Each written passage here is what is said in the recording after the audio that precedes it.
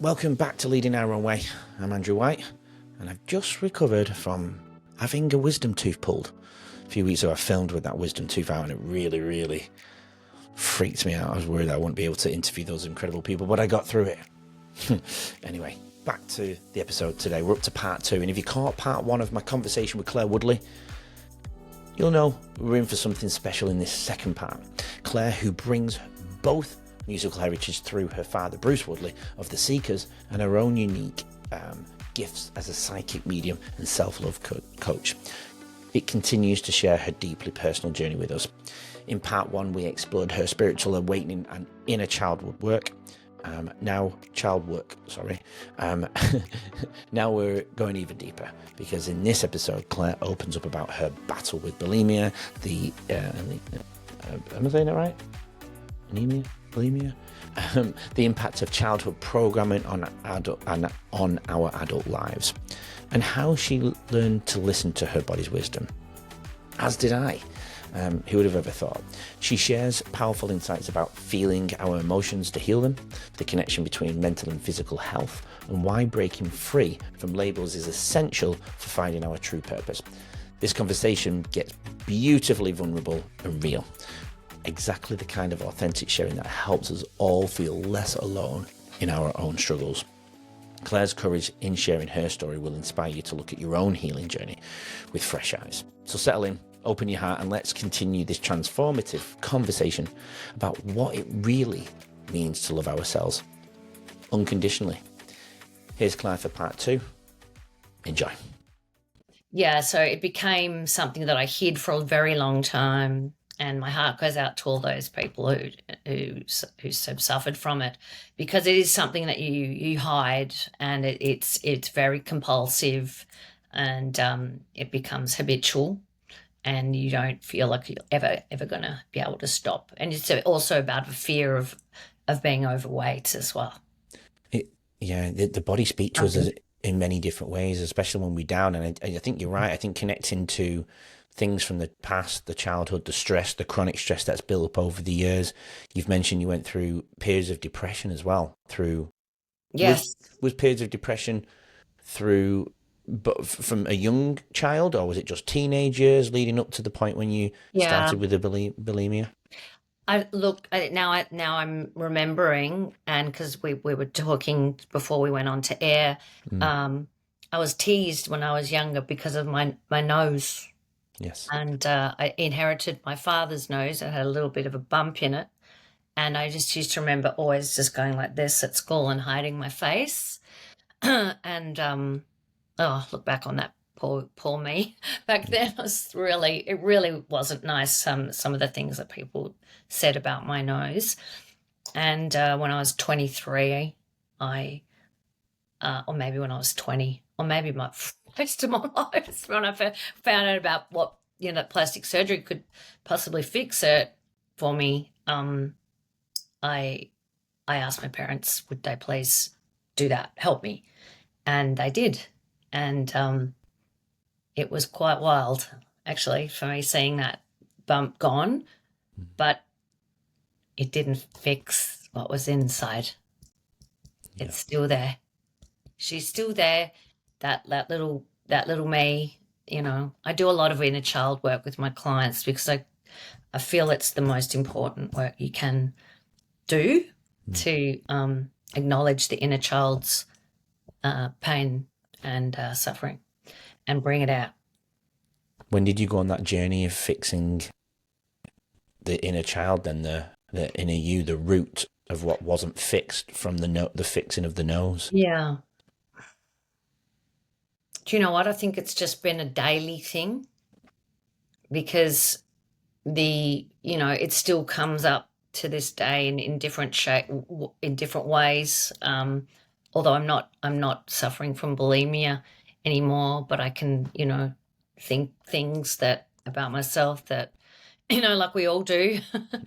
But I've developed a technique that I teach, or I do in my sessions with people, and I call it energy healing. But I call it now, I'm going to work on my website and change it up a bit. I call it feel to heal. I like that. Yeah. It's really beautiful, and I seem to have had a series of mentors that have come into my life over the last 5 years who have given me a piece of this puzzle. It's almost like the universe has said, okay, here's the first bit, here's the first person here, next bit, next bit, next bit. And yeah, I teach people to do it in session. And if you like, I can just sort of explain a Yeah, little bit to it about please what it do. is, if we've still got time. Yeah, no, we've got plenty of time. I have got some pictures of it, and I wanted to see if this makes sense to one of them. Is this? So what you're about to say is this group work type thing? Oh, this is one-to-one Oh, work. sorry. I wondered if I had any pictures on it. That's Be. all. I don't on that I one. do workshops on it. Yep. Yeah. Go for it. Please It's stay. called, I call it Feel to Heal. And I do have some notes, so excuse me, I'll just read a couple of them because sometimes my mind gets a bit jumbled up, especially Please, when yeah. you're on an interview. Take your time. So it's based on the pretense that we create our own reality. Okay, just hear me out here. I'm hearing you. I call it like a self-inquiry, emotional processing approach. As I said, rooted in the belief that we create our own reality, therefore we have the power to recreate it. So what I do with my clients is we sit down and I listen, and I listen to them, and I pick up on keywords. And we identify the negative patterning, usually through what they tell me of painful emotions, limiting beliefs. And these painful emotions and limiting beliefs are stored in the body, okay? And they show up often in the stories that we tell ourselves or repeated life experiences. So I ask my clients, and they're guided, I guide them gently, to feel these emotions. No, not to mentally process them. This is where a lot of modern day therapy, I feel, misses the point, because it continues the loop, right? So we feel to heal because these negative stories and things that we keep telling ourselves will keep resurfacing and coming back into our lives until we come into the body. It's like what I call a somatic awareness. So we then work with the soul, right? We gently push the ego aside, which normally tries to protect you by keeping you in safe, but they're limiting beliefs and behaviors. So what happens in a session is the body, where all this stuff is stored, it literally is stored in the muscles, the tissues, and the organs, becomes the messenger, and the pain becomes the teacher, right? And then the truth becomes to the surface. And people, I'm feeling it actually happening now as we're speaking. So people feel it in their body, and I get them to feel it. And sometimes if they get triggered and cry, I mean, I kind of get a little bit happy. It sounds really terrible. I get that. But it's true, because then I know it's actually theirs. If they don't feel anything, it's other people's stuff. This has taken me a while to really understand this. But once they feel it, it shifts and it moves out of the body, and I get them to breathe it out, and it kind of literally, they can feel it's like a ball of energy, and it comes out, and it usually gathers at the throat here, and then it comes out through the top of the head. And then you can start working with things like positive affirmations and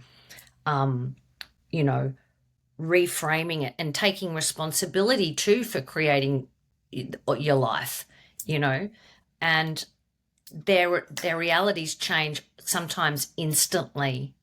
Like they'll get a phone call during the session, or a text. Oh, Dave, I've just had it. It is instantaneous, and it works. It works really beautifully. Also, when you another important part is just to surrender and allow the universe as well to work its magic, and just get excited and you're about what's coming, because the universe wants you to be happy. Of course. It really does. I agree. And that's how to do it. And, because as a little kid, you pick up all this stuff, not just from your parents, because a lot of people say, oh, I had a wonderful childhood. And that's true. They did. But they picked up stuff from the media, from school, from other people. It's countless. Yeah. Call it programming. So we're here to unlearn all that stuff and remember who we are, if that makes sense. It makes it. Yeah, it does. It absolutely makes perfect sense. I mean, I left teaching because I didn't want to go down that certain journeys like that anymore, because I wanted to avoid toxicity. And I'm not saying it's teaching, it's everywhere. Yeah. It was just my industry that destroyed me, I still teach, but I don't have the chronic stress of what a typical teacher has anymore, So good. I love it. Yeah. I You're just, not in the school system itself anymore. I am, but I'm a casual teacher. Oh, okay. Great. Yeah. So I walk in and I Alright. walk out and I have beautiful relationships. And, a lot of people avoid being a casual teacher because they don't think they can get that connection in relationships. But I go to all these schools and I just say to them, I'm just myself. And the kids feel off that. The kids feed off the fact that I'm just myself. I'm not trying to be anybody. I'm not trying to be a teacher. I'm just being me, and me is doing the teaching.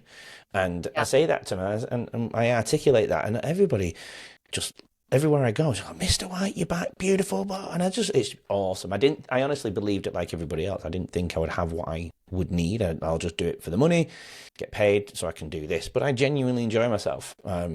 And I feel like you're being placed in all these different schools, so you can, shine your light in many more places than just one classroom. Yeah, I agree. But I don't want to do it forever. I want to build the podcast, and I want to do my public speaking, and I want to share this with the world. And I think that's where my purpose lies. Whether it happens or not, it doesn't matter. But I'm trying. And if I fail, I'll just keep going, enjoying the conversations in the week. It's fine. It's well, you can do it, and you already are doing it. Yeah, I'm living my dream. I am. I'm living my dream, and it doesn't have to bring me money. But if I can do this on a daily basis and it pays the bills as well, what a bonus! Yeah, exactly. Beautiful. Well, no problem. Back to you though. Let's go back to the bulimia though, because I think this is a really powerful part where we can really dive into some of the things that you did go through, and hopefully people can take it away with your insights. Just quickly, what did bulimia look like for you? What did you go through on a daily basis? Yeah, disgust, shame, fear, worry, anxiety. Revulsion, bloating, tooth decay. Wow. Throwing up? Yeah. How many times? Look, sometimes it would be, up to 10 times a day, depending on, like, sometimes, everything I ate, I would just bring a little bit of it up. I mean, I don't know how, or if my friends knew that I had this problem, but it was pretty bad. I don't, some days I just thought to myself, I'm just going mental. Like, how can I possibly keep this to myself for such a long time? And I did. I kept it to myself for nearly 9 years of my life. I mean, even doing that strategically every day would cause a lot of stress. Oh my God. Oh, I know. My poor body. Yeah, I know. And, I'm lucky I didn't go into a psychosis or anything like that, but I didn't, thank God. So did you tell your parents during this time? I did eventually, because I got to that point. I was starting to become unreliable, and I think I was becoming quite sick and poorly. and not turning up to things, and they were starting to question what was something wrong with me, and I think I just was quite emotionally low at that point and had to tell them, please, I need some help. And Was that the pivotal change, telling them? oh, definitely, absolutely, 100%. Yeah. And after that, I got quite well quite quickly with so some psychology, which worked for me at the time. Just being getting it off my chest, I think, was the main thing finally, and getting the some support there. Yeah, and did a lot of physical kind of stuff as well, like personal training, and sort of got into fitness and health and diet, and because diet was very important because I'd been so depleted for such a long time, and was pretty low in a lot of vitamins and minerals. And was that the connection? Because you started to really develop a bit of a digestive issue. I remember you telling me with fructose and wheat. Was that connected? Was that around the same time, or was that later on in life? It was later on in life after I had a baby. I was married and had my baby daughter, and not long after my baby was born, I think 3 months after she was born, my husband and I separated, and it was a very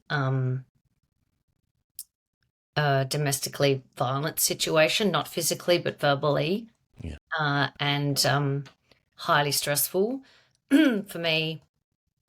And I was very angry, and about it all.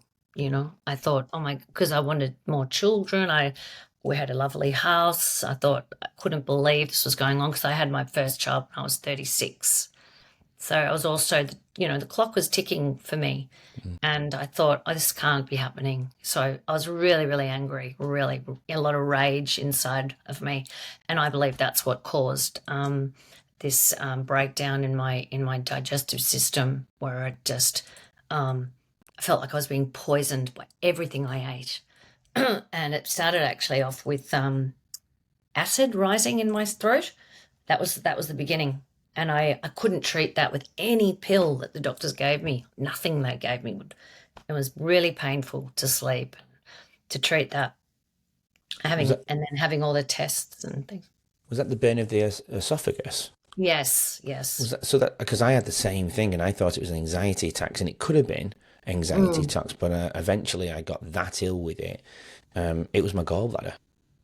Oh, right. Yeah. Okay. I'm not saying it's the same for you, but yeah, look, it may have been mine too, but I actually had an accompanying liver illness not long after that, and if people understand that different organs hold specific emotions, liver, it holds anger, and I think the gallbladder may be associated with that too, sadness, anger. That makes sense for me. Yeah, it all comes back to. I really believe it just all comes back to that, all of those things, because they're all not byproducts, but the byproduct of all of them is stress. Oh, totally. Yeah. And the organs start to speak, and I went through my journey with you, and I'm not sure you remember it, but in the pre-chat I do it with all my guests. I go through the depths of why I started the podcast and the root of it all, because I know we love talking about the roots of everything, the root cause of everything. And I didn't do drugs, I didn't do alcohol. I was a very athletic, fit dude that would play a lot of basketball and would be always out and about and up and about. And there was a small period of time that I would eat, chocolate, chips, bottles of Coke. But the gallbladder was that destroyed. The surgeon said to me, there's no way that would have done the damage to the gallbladder at the stage that it was at. Over 40, infected sepsis in the bile duct, and I was 30 minutes away from being in a potential coma, and that changed my life. And the gallbladder was removed. Luckily the sepsis didn't go, but I was 30 minutes away, and even in that process of recovery I find out I'm allergic to penicillin. Penicillin's fixing me, but I'm scratching the living daylights out myself. And then so they retracted that, so that puts you in danger of the septic shock getting worse, so they had to find another antibiotic. I had no choice but to do antibiotics, and I'm so glad I did, because it did save me.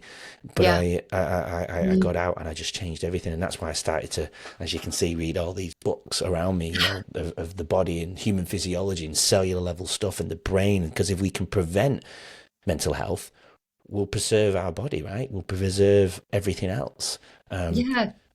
And I shouldn't really, and I know we talk about how common having the gallbladder out is, and it is. Every other person I've spoken to since have got theirs out too. But when I bring it back to the bare essentials, we shouldn't have to have a organ removed.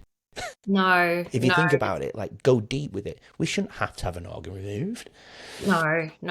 And sometimes it does get too late. It was. But I love the language of the body. I've studied that as well, with Dolores Cannon's daughter, Julia Cannon, a course called Soul Speak. And, the body will, as you said, start screaming at you until you listen to it. And, there's some wonderful books out there that talk about, all the different ailments and things and what they mean on a emotional level. And I always talk to my body, and actually it really, really works. The body loves you to talk to it. It sounds really crazy and weird, but if I have something, I've suffered from psoriasis as well throughout my life. Got it right here. Do ya? Yeah, on my scalp. Yeah. All right. So that's up to it at the crown. I would talk to your scalp, talk to your skin, and just say, look, I know that you're trying to give me a message. Thank you for the message. Often psoriasis, I won't go into what the deep meaning of it is, but the body's always trying to heal us, even though it may look as though we're sick. It's a healing crisis. Yep. That starts with it from a conflict. Then we have a healing crisis, and then we have different stages of healing. And often those stages of healing are very uncomfortable, and when fluid builds up and inflammation and things like that, which people go, oh, shit, this really hurts, this really stings. But the body's trying to, heal a really deep emotional or conflict or an attack or something that's happened to them. Yeah. It's fascinating. There's lots of different sciences on that you may have heard, like German new medicine and stuff like that. It's amazing science. I've reversed. Sorry, it's back at the moment, but I have reversed my psoriasis. I'd reversed it for about 6 months once, just over a year ago. It did come back, and I do these little science experiments, and I mess myself up. But I have ankylosing spondylitis in my lower back, which is an autoimmune issue with my lower back. And that's inflammation, basically. Yeah. And I reversed that. But then it came back. I had it for 9 years, couldn't get the answers, did everything, chiropractic, kinesiologist, all of them wonderful, amazing things, but it just wasn't helping me. So I started to call, after the crisis of the gallbladder and sepsis and stuff like that, I started to jump in cold water. I started to do morning exercise. I started to get in the sun a lot more, go to the beach a little bit more, and bare feet, go on the sand and stuff like that. Yeah. I would look at the food intake. I got rid of sugar, fructose, and I know you had an issue with fructose, but I got rid of sugar for a while. I've reintroduced it as a small percentage now, an 80-20 rule. But really, I don't even want to do that. If I'm being honest, everyone says you have to live, but I really fell in love with how I felt when I wasn't doing it. I'd love to go back to the 100%, and I know I can because I've done it. But I think the 80-20 rule, I'm definitely a healthier person than I was. But even the 80-20 rule gives me my psoriasis. If I go back to the 100% rule, which is very, very hard to maintain in this day and age, I get it, especially when I've got 2 kids around and you have birthday parties and movies and stuff like that. And plus, I love my chocolate, I'm not going to lie. But I do try and stay away from as much as I possibly can. But even tonight, there's some little chocolate squares there. I'm terrible. But, I'm now self-aware, and when I did all those practices, because my cold water is an anti-inflammatory, and even now I've just not done it for 4 weeks, but when I went back to school this week on Monday, I was jumping in the cold water every morning, and I made myself do it every single morning, and I felt clearer. I've not felt the pain at night in my back yet.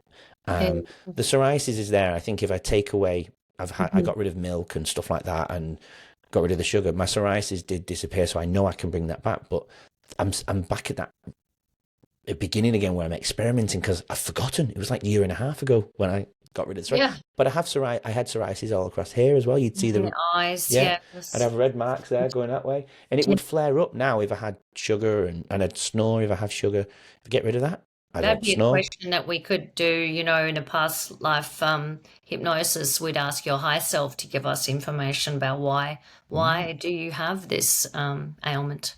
Let's What do is it. it really? What is the why is it coming up? And how can is there a message that Andrew Yeah.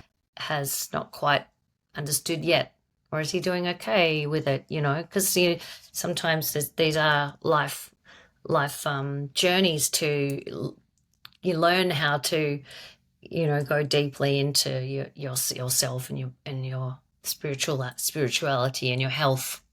So Yeah. Oh, I'd yeah, love your help. amazing Absolutely. to It'll do. be Hear the fascinating higher too. self speak. Yeah, it's cool. Yeah. Yeah, people go, I'm not speaking. That's my higher self, is it? And I go, often say, yeah, it's interesting that you say that because you're speaking about yourself in the third person right now. They'll go, really? And I'm going, yeah, and your eyes are closed Love at the it. same time. That's so good. It's Yeah, funny. it's really interesting. I went for help, and I got obviously the answers, but they was going to put me on the cortisone for the is it cortisone? Yeah, for the autoimmune, and I said no, I'm not going to do that because I didn't want to rely on that. I wanted to go to the root. Did you ever go to try and get help and maybe it just didn't work, or did you get any advice? What could they help you with? With the Share that? digestive problem, which Yeah, was really bad. Yeah. yeah. Yeah. So I decided eventually that these doctors just were not going to help me whatsoever. But I wanted to know why. I started to become quite inquisitive at this point. I feel like this was the beginning of my spiritual awakening at this time, which was around 2013, which was actually quite a pivotal time for a lot of people on the planet. I started to questioning the narrative on the world. And it happens in different ways for people, obviously. But I sort of started to think, well, okay, you've told me I've got lifelong disease with celiac disease, and I'm never going to be able to eat wheat ever again. Then I couldn't eat fructose, so I thought, well, that doesn't fit into the box of celiac. What can you tell me about that? And they said, oh, we don't really know. We'll do a few tests. I did more and more tests. It just started to, you know, bore me. I just thought, I want to know why this has happened to me. And I went to a health food shop, and this woman goes, oh, have you ever seen a kinesiologist to work on the emotional causes of dis-ease within the body? And I said, no, but I'm going to. Give me a number. Yeah. And I developed, and I saw this practitioner for maybe 8 years. But it didn't take very long, really, for me to work out that it was anger that was causing and sadness. Sadness is always underneath anger. And to work with processing a lot of emotions. And yes, I did have to eat a very bland diet for a long time, but that was okay. That's part of it because your body can't digest, you know, lots of stuff. It was a very bland. So it was resetting the system. Yeah. But emotionally at the same time. So really learning how to regulate my nervous system. My nervous system was completely dysregulated. And so are most people's that are walking around on the planet. Oh, we just soothe instead of feel. Pleasure hits. Feel. So yeah, as I'm started to feel my emotions, started to take notice of them. My body thanked me for it by healing itself back to life. You're putting the raw materials what would have probably existed hundreds of thousands of years ago, they wouldn't have had these manufactured things that are just. I interviewed a neuroscientist, and he said we've had the same. The genotype hasn't really changed in 45,000 years. The human physiology has been around for what, 5 to 6 million years.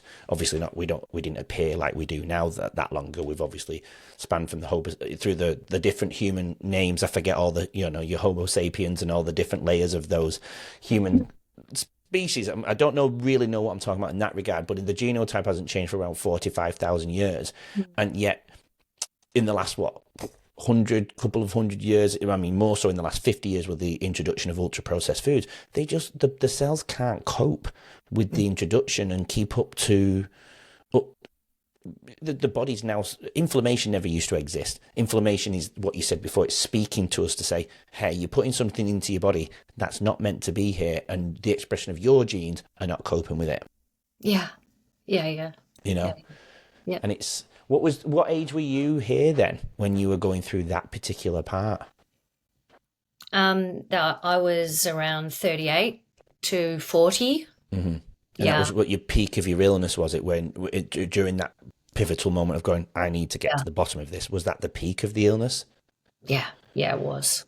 Yeah, it took around 2 years to heal. I got down to very, very dangerously low weight, where I actually. It's a funny thing when you lose a lot of weight, when you don't want to, you get quite frightened of dying. Were you? I was. Because my wrists were so thin, like I can't really compare now, but it was, I was very slight. What weight, what did you weigh? Yeah, I probably would have been about 45 kilos, 46 kilos. Yeah. And I'm not a short person, like I'm about 5'7". Yeah. Wow. So I mean, if you could put it into, I don't know, a scale or a time frame, how close were you, do you think, to dying? Oh, look, I wouldn't say I was close to dying. I just mentally felt, okay, that I get you. What I mean, that it came into my psyche that shit, if I can't eat soon, if I don't get my, I'm going to have to do something because I can't eat. I can't digest anything. It's really scary. And a lot of people, when they go through these type of things, obviously revert to what we said before, pleasure hits. I said it before about me. I would stay up till 2, 3 o'clock in the morning because I didn't want the next day to come because of my workplace bullying, toxicity, me getting, I didn't want to go to work. Like, I just didn't. And I would delay sleep because if you go to sleep, the next morning would come quicker, right? You fall asleep. So I would eat shit at night and fall asleep at 2, 3 o'clock in the morning. And then obviously that's a rabbit hole because then you want to get in 4 hours sleep, 5 hours sleep. I'd crawl out of bed, get dressed and leave at the latest second possible. Oh, that's not one I've ever heard of, delaying sleep as a tactic. That's really interesting. Yeah, because, it sounds logic, right? If you fall asleep, the next day's there quicker. Yeah. You might wake up for a minute and then go, fuck, I've got 4 hours left. Fuck it. And then, if you're watching TV for hours, it feels like hours. Yeah. Right?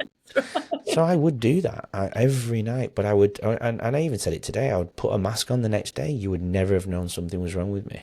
Wow. Gosh. Yeah, I promise I'm not putting a mask on now. I'm genuinely, I'm good, but I was really, really low, and because I'm a talkative soul, people would just go, when you go through it, it's like you're dramatizing it, or Andy's just, he's energetic, he's talkative, he's just not getting along with somebody, but they didn't really know the depth of what was going on behind closed doors, right? Okay. No, that's right. So did you go through? Mine was pleasure food, chips and chocolate, and Coke, not drug Coke, drinking Coke. Yeah. Did you refer to anything? Sure did. And look, I was always growing up a binge drinker, sort of part of my gang of friends, and in the growing up in the 80s and not the naughty 90s as we called them. But I always enjoyed having a glass of wine. But it started to become my best friend. Because I was a single parent, became very, very lonely at night. And I was isolated too from family and friends. And all of my friends at the time were all married with 1 or 2 children or more. And they're busy. And I remember once I didn't see anyone because my family my parents were separated. My brother lived overseas. My mother lived an hour away. Like, she was very helpful to me back then. But I spent almost a month. I didn't see anyone except for me and my baby. That's not natural. That's not normal for a woman and baby. Yes, I went to the gym and we saw people and may have seen the neighbours occasionally, but I started to get, very low in mood at that stage, and alcohol, just sort of helped numb it. Yeah, and unfortunately, it became a habit, and quite. I don't like to use the word addiction because I don't believe really in the word addiction, but it became a habit that I couldn't break. I felt I couldn't break, or that I was quite happy to continue with because it really was soothing my pain and my sorrow. Yeah, for too long, and I ended up having some major mental breakdowns, which I had to take some time off and spend it in rehab but I only would have a week because family could only look after my child for a week. Had to get my shit together really quickly, and thankfully I did. Quite a resilient person. Yeah. And in my journey, I also responded. I didn't go as far as wanting to end it, but I did have the thoughts of what if. Did you go through something, anything similar? Oh, most certainly. Yeah. But you had suicidal thoughts? Of the emotions, yeah. Pardon me? You had suicidal thoughts? Yes, but no intent.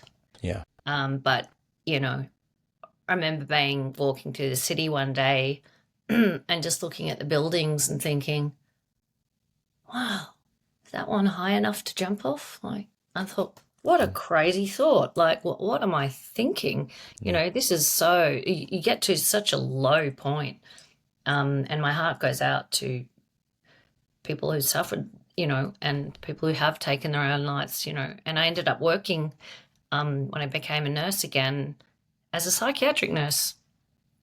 I'm working with people in drug and alcohol detox and people with psychosis and in intensive care, and with people suffering from bulimia. And how's this? This is a really cool story.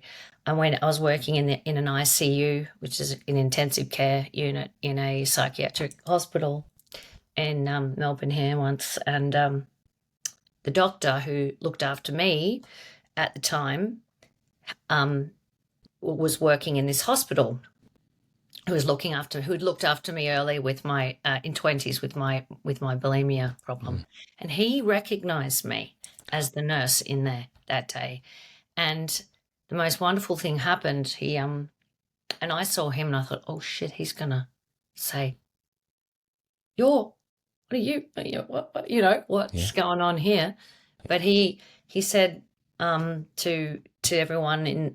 And not looking at me or paying, pointing me out or anything. He goes, I'm just looking at some of my patients today, and you never know, one day they might just end up being nurses themselves. Oh, I love that. And I knew that makes me a bit teary, actually. Yeah, that's nice. And it was a real wonderful moment because I felt so proud of myself for being where I was and having that recognition from that lovely man. Yeah, I just remembered that then. Did you ever go and speak to him? No, I never did. Because I didn't get the opportunity that day. I was so busy or something, but I just thought, that was such a beautiful thing to say and to offer me. Yes. Yeah. So you going back into that industry, that was your compassion coming out, wasn't it? That was that you were putting yourself in a position to help others, and that probably became your purpose at that moment in time. Was that the pivotal change to you of changing your life back to put it on track, essentially. Yeah, look, I just loved nursing. I loved working with people like you do. You're either a people person or you're not really. And I loved the humor involved in nursing too. Like it's not all doom and gloom and Mm. stuff. There's a lot of uplifting stuff, and I was good at that. I'm a bit of a comedian at times. I may not have shown it tonight, but I think I have an ability to lift people's spirits, and that's what I do. Try and do a lot in my sessions. I think it comes naturally to me, but I enjoy it. It's authentic, and yeah, it's definitely was a calling for me to be a nurse. I think what you just said there about connection and people and some are not, I genuinely believe we all have the ability to, but for those who say, I'm not a people person, or I just think there's things missing from their life that they're just not aware of. And if they were to get all of those raw materials and those nutrients or whatever, I don't, when I say nutrients, it doesn't mean just food, just nutrients that the body and mind need. I think they would connect. Yeah, I agree. Like, I really we're do. not supposed to live in these big concrete towers and, Yeah. with all nature all around there. That it's environmental. It's so many things. It's Yeah. yeah. There's so many people that walk around this. I mean, when I walk my dog, I barely see people on the streets anymore. But when I do, no one looks at you. I No know. one pops their head up to even smile. But I always pause whatever's on my ear, just in case they look at me, so I can go, hey, and they can actually hear me, or I can hear them. That's And if they do want to do what I do, I don't want to miss it, so I actually pause it. And then sometimes I'll go, and they'll walk right past me, and I'll just say to myself, oh, never mind. yeah. And hopefully, sometimes I hope that the music's actually off in there and they hear it because they can go away and go, oh, that guy actually tried to say hi to me. And then hopefully that will change that action going forward. I think quite deep like that, if that makes Yeah. sense. It, I it love really bothers me that no one looks though and just acknowledges you. Even if you're going to keep your music on, just look. There's so many people like I know nervous. they're missing out on a lot of stuff, and you can, some, like, even today I met a woman in the park and we started just a random conversation, and I said, "Oh, I'm feeling a bit." She goes, "You all right?" And I went, "Oh, I'm having a bit of a funny morning." And she goes, "Oh, well, I teach, EFT." And I said, "Oh, what's that?" She goes, "Oh, tapping. Yeah. When you Oh, tap yep. and say stuff tough." I don't know. Yeah, yeah. And she gave me a session in the park. Does that? Yeah. And I walked up to her and I was open to a conversation with a random stranger, and she ended up being the most delightful person. So yeah, One of my take guests a few weeks ago. Sorry. take those earphones off, everybody. Yeah. Not now, but No, I need them now. Yeah. One of my previous guests a few weeks ago, Troy Conscious, we did a tapping thing. He was showing me about all the tapping, how hard you actually have to do it, and right. and we did it live on here. It was fascinating. Yeah, it was so Oh, good. cool. I'm going to watch that. Yeah, please do. Yeah, it won't be out for a long time, but when yours comes out, it was a few weeks ago. Yeah, okay. um, I think that makes sense. yeah, Yeah. yeah. So for you then, we are coming to the end now, but before I answer my three final questions, and we obviously know how this beautiful journey ends of where you are now. Not ends because it constantly is going, of course, but where we've done the full circle. Where for you then was that pivotal change? Because I know you said to therapy and you went into with the alcohol. Did you go into a therapy sessions for the alcohol, like a Drug Anonymous course or anything like that? Yeah, I ended up deciding not to. I sort of I hit a really big rock bottom. I hit a few of them along the way, Yeah. which is okay. It took me a while to decide to stop drinking. Um, but I decided myself one day that, I needed to I was ready to stop. And I basically just said, God, help me. This is too much for me. This one, just, I need some guidance here. Yeah. And the next day I decided that I wouldn't drink, and I was sober for just over 5 years. But I felt like it actually became a little too long for me because I was involved in Alcoholics Anonymous, which I don't feel is all bad or anything, but for me, it made me quite fearful that I had a progressive disease that was never going to be cured, and I was progressively getting more and more unwell. And that didn't sit right with me as my spirituality started to evolve. And the word I am is sacred, and I didn't want to label myself as that for the rest I of am an my alcoholic. I living am an life. alcoholic. Yeah, Yeah. I'm an alcoholic. Yeah, well, I'm telling myself I am. I'm getting sicker and sicker. Probably am, until I decided to have, one a year or 2 years ago, I decided to have a beer at Christmas, and I didn't die. How Told me. weird is that? And so if we met up and had dinner, you could have a glass of wine now, or Yeah, absolutely. beautiful. And it doesn't Yeah, mean or you're an not. alcoholic. No, or not. You know. No, yeah, or not, of course, yeah. So from your journey then, if there's anything that you think we've missed that was worth sharing, is there anything that we could fill in here, or do you think we've covered? Oh, look, I think you're a masterful interviewer, by the way. Oh, You stop. really are I get clever. embarrassed, stop it. Don't. um, I no, I don't think we've missed too much at all. I think we've gone through a lot that will be beneficial for people. You know, I think we've talked about so many different topics actually. Yeah, Hopefully it's expanded people's minds a bit. yeah, totally. Got them interested in possibilities of different ways of healing, and that your body is a magnificent electromagnetic machine that's capable of healing anything.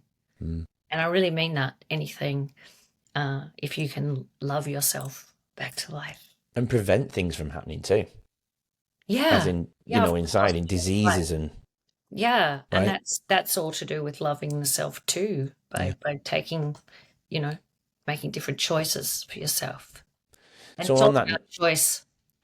mate, we talk about choices every episode, so absolutely it's about choice. Your soul is all Yeah. about making decisions and choices. Of course it is. So on that note then, if you could give somebody a piece of advice, just a powerful piece of advice, so somebody could take away from that can connect to our episode today, what would that be?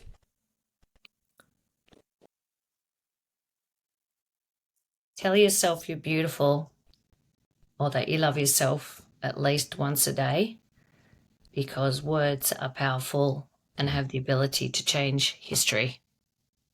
Hey, I always say language is the most powerful thing humans have because, and then some people turn around and say, well, no, we've got bombs and guns. Yeah, but language starts them, and all language could prevent them going off. So language is definitely the most powerful thing us humans have. Right. Yeah, me too. So with future plans, second final question, future plans. And the reason why I asked that question is because I want people to understand, just because we're here on the podcast of Leading Our Own Way, one of the best podcasts in the world. Yes. No, joking. I hope so too, but not there yet. Just because we're here talking and we're leading our own way doesn't mean we've made it. Doesn't mean we're done. It's an ongoing journey to the point that we leave the planet. What are some of your future plans, Claire? Well, thank you. Thanks for asking me. I would like to get back on the microphone and do more singing. Yes. I'm actively starting to plan and make decisions to do that, because the pipes are a bit rusty. So I'm doing some singing lessons, and I've got a few ideas in the pipeline. So that's one of my future plans: expanding and continuing on with my business, doing my one-to-one work with people, helping them, and maybe some travel would be good. Yeah. As well, with my daughter and with some friends. How old is your daughter now? Nearly 16. Oh, beautiful. Yeah. Yeah. Perfect time to do some traveling with her. Yeah. She'll appreciate that. We need to have some fun, more fun. Lots of fun. That'd be good. Yeah, I agree. Your purpose. I always ask the guests, it's pretty obvious usually by this point what your purpose is. I think it is pretty clear, but I always ask the guests to put it into one powerful line, to a nice way to end the episode. So what is your purpose, Claire? Okay.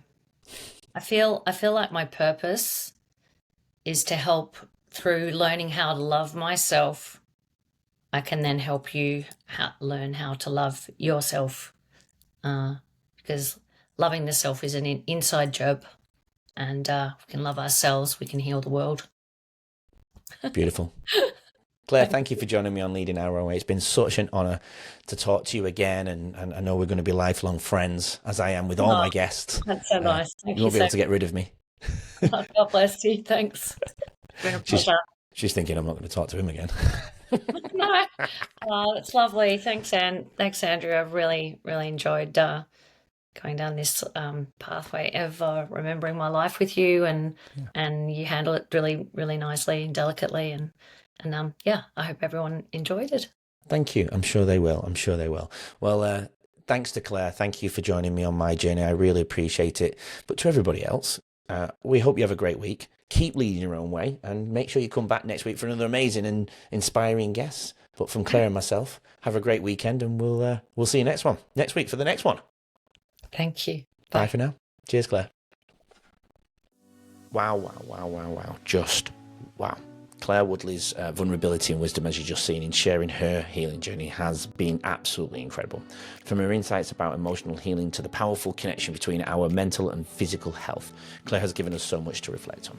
Her message about breaking free from labels and finding purpose through adversity is something I know I will stay with many of you along after this episode ends. The courage takes to share these deeply personal experiences is exactly what makes conversations like this so transformational. If Claire's story has touched you, and I have a feeling it has, please take a moment to share this episode with somebody who might need to hear it. Sometimes the most healing thing we can do is know we're not alone in our struggles. Don't forget to follow this show. It really, really help leading our own way out. Please follow on all your favorite platforms. We've got Apple, we've got Spotify, we've got YouTube, iHeartRadio, Amazon Music, all the others too. Go give us a follow and a 5-star review will really help. And if there's, these conversations are adding value to your life, those 5-star reviews that I just mentioned will really help us reach more amazing people who need these messages. You can connect with Claire and learn more about her work as a psychic medium and self-love coach. We'll have all of her details in the show notes. Thank you for joining us on this incredible journey with Claire. Thanks for joining me on my journey. Remember, your story matters, your healing matters, and you have everything within you to lead your own way. Until next time, keep shining your light and keep leading with love. We'll see you next week for another amazing guest, another amazing journey. Come back for more. We'll see you then. Have a great weekend. Keep leading your own way. Thanks for listening and watching Leading Our Own Way. So we can stay together forever and share more incredible journeys, please subscribe to the channel. That way you won't miss next week's episode and what that amazing guest has to offer to the world. Please support Leading Our Own Way, and we'll get you on next week's episode.